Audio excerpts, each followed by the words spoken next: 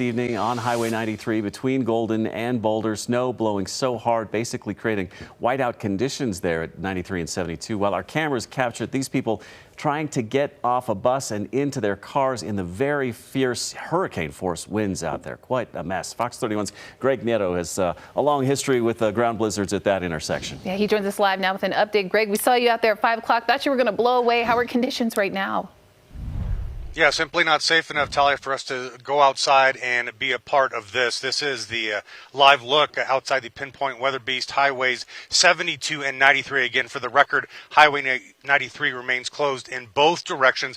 CDOT really implementing that closure some 6 hours back. Now, in your shot here, hopefully you can make out a couple of CDOT trucks here that are doing their best to tell people you can't go any further. Unfortunately, over the past couple of hours, we've actually seen a number of vehicles, believe it or not, drive around that vehicle, that barrier there. And in one instance, one driver continued the 11 miles along Highway 93 toward Boulder. Now, the detour that remains in place, folks here that are in 93 perhaps trying to go from Golden to Boulder, being diverted here at Highway 72, being sent east toward Highway 128 and then back up north to Highway 36.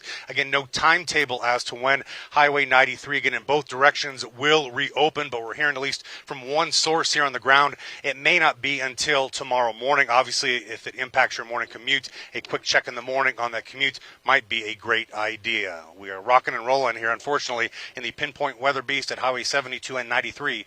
Greg Nieto, Fox 31. And Greg, those winds have been blasting all day up there. Here in the metro, our 5 days of below freezing temperatures finally letting up.